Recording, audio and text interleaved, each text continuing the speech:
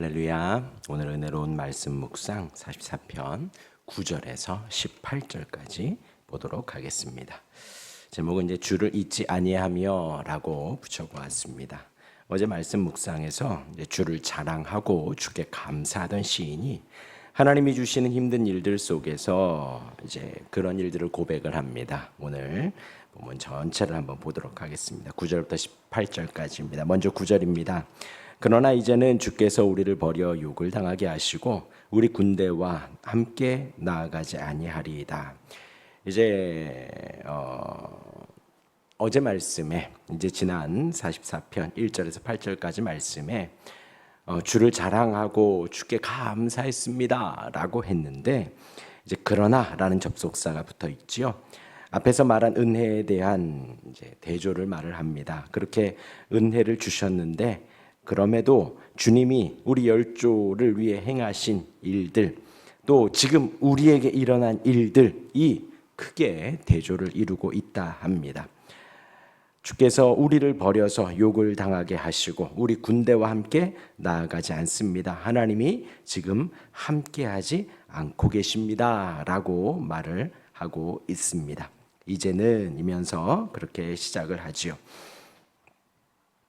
이어서 10절과 11절입니다. 주께서 우리를 대적들에게서 돌아서게 하시니 우리를 미워하는 자가 자기를 위하여 탈취하였나이다.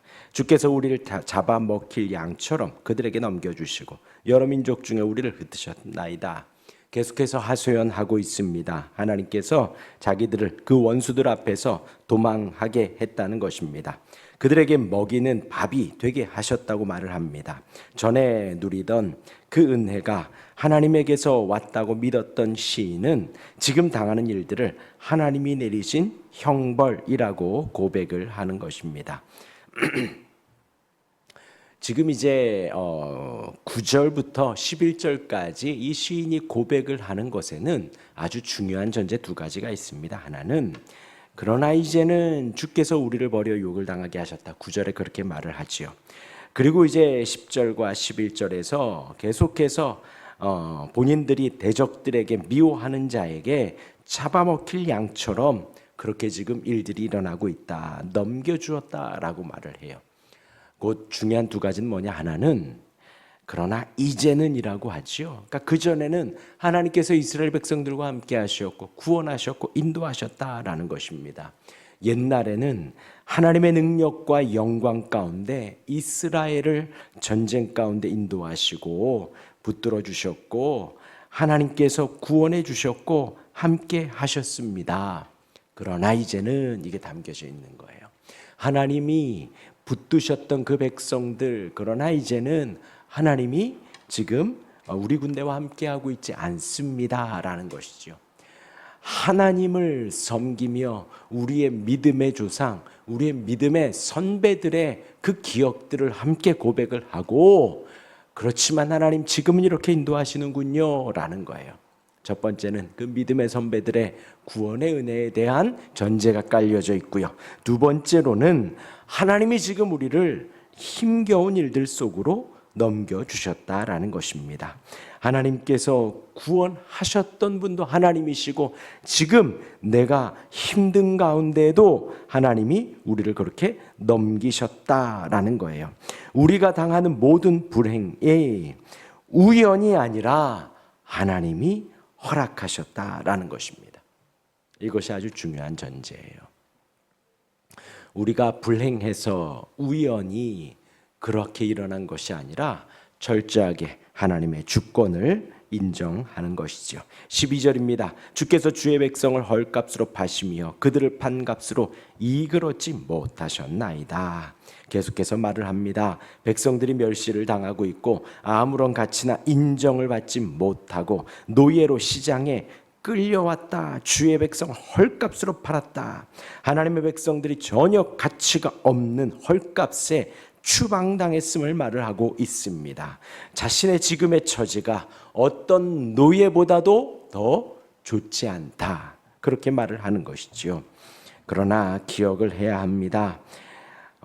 그 전에 이스라엘 백성들이 당했던 고난은 무엇인가요? 애굽의 노예로 살았습니다. 만일 우리가 심한 고통을 당한다 하더라도 이스라엘 백성들이 당했던 고통만큼의 고통이 될까요? 그들이 눈 뜨면 일어나서 볏짚 모으고 진흙으로 이겨 벽돌을 만들어 무엇을 만드냐? 자기 집을 지은 것도 아닙니다. 왕의 무덤을 만들고 왕의 또한 우상의 신전을 만들었던 그 이스라엘 백성들입니다. 4대 400여 년이 그러했다라는 거예요. 자국 깨면 우리 아버지가 그렇게 했었고 내 자녀가 그러고 있습니다. 어떤 비전도 없는 그런 아주 헐값의 노예의 삶을 살아왔죠. 지금 우리가 당하는 힘든 일들, 어려운 일들 그 노예와 같다라고 고백을 하지만 사실 그것보다는 낫습니다. 그것보다 낫습니다. 물론 당하는 고통은 심할 것 같습니다. 어느 누구보다도 고통이 심하지요. 그러나 우리가 생각할 때에 여러분 생각해 보십시오. 예수님이 당하신 고난이 우리가 지금 당하는 고난과 같을까요? 전혀 비교할 수 없습니다. 하나도 비교할 수 없습니다. 우리 예수님은 하나님이시고 우리 예수님은 전혀 죄가 없음에도 불구하고 죄가 있는 것처럼 사람들의 모욕을 당하고 귀신 들렸다라는 조롱을 당하고 십자가에 그 재판정 앞에서 유죄 판결을 받으시며 십자가를 지셨지요. 그러하기에 우리가 그 어떤 고난 가운데에서도 주님을 바라보아야 합니다. 이어서 13절 14절입니다. 주께서 우리로 하여금 이웃에게 욕을 당하게 하시니 그들이 우리를 둘러싸고 조소하고 조롱하나이다. 주께서 우리를 뭇백성 중에 이야기거리가 되게 하시며 민족 중에서 머리 흔듦을 당하게 하셨나이다. 계속해서 자신의 힘든 상황을 말을 합니다. 이웃에게 온갖 불화와 싸움이 일어나는 것입니다. 물론 당시의 이웃은 이방 나라들이죠. 암몬과 에돔과 모압과 블레셋과 같은 나라들이 이스라엘을 둘러싸고 지금 기회만 되면 어떻게 처리할까 조롱한 이들이 있습니다. 그들의 입에서 오르내리는 가십거리밖에는 되지 않는다라는 것이죠. 이어서 15절 16절입니다. 나의 능력이 종일 내 앞에 있으며 수치가 내 얼굴을 덮었으니 나를 비방하고 욕하는 소리 때문에 나의 원수와 나의 복수자 때문이니이다.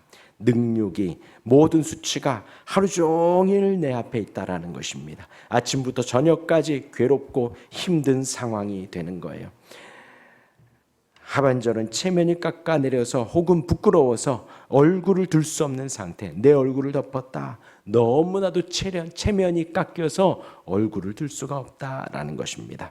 나를 비방하고 욕하는 소리 때문에 나의 원수와 나의 복수자 때문에 내가 그러합니다. 창피합니다. 라고 말을 하지요. 이어서 17절 18절입니다. 이러한 상황 속에서 아까 서두에 말씀드렸어요.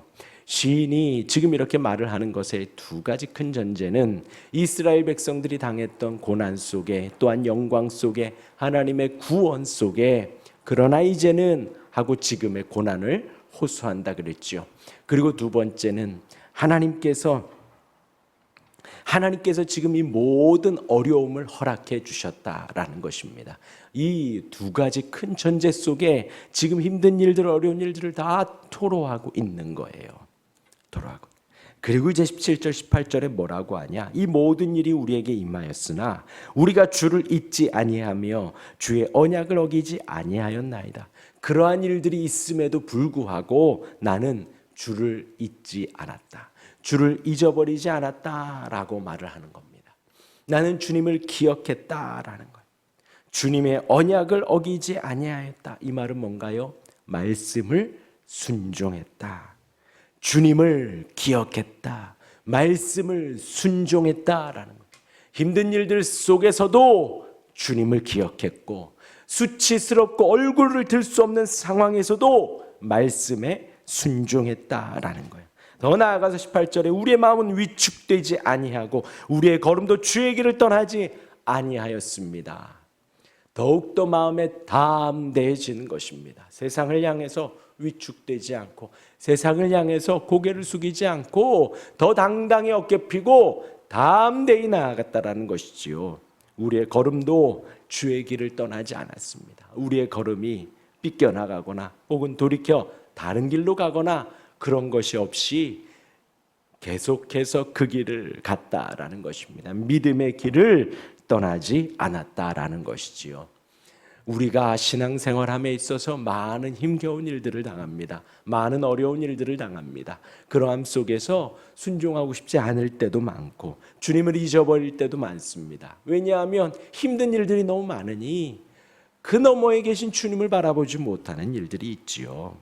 그리고 주님의 길이 아닌 다른 길로 가고 싶은 유혹이 많이 듭니다. 더 쉬운 길, 더 넓은 길로, 더 재밌는 길로 가고 싶은 유혹이 많이 있지요. 그러나 그럼에도 불구하고 시인은 마음이 위축되지 않고 걸음도 주님을 향해 더욱더 한 걸음 한 걸음 나아갔다라는 것입니다. 한결같이 하나님의 언약을 지키고 하나님이 말씀하신 그 믿음의 길로 걸어갔다라는 것입니다. 사랑하는 성도 여러분, 우리의 인생 속에서 여러 가지 힘든 일들을 당합니다. 우리가 생각하지 못한 일들이 생기기도 합니다. 그럼에도 그런 일들이 임해도 주님을 계속해서 기억하고 그런 일들이 사방에 가득해도 말씀에 순종하는 우리가 되기를 바랍니다. 마음이 더욱 담대해지기를 기도합니다. 또한 그럼에도 불구하고 일어나 걸을 때에 그 발걸음은 주님의 길이 될 수 있기를 바랍니다. 우리 신앙의 선배들이 갔던 길입니다.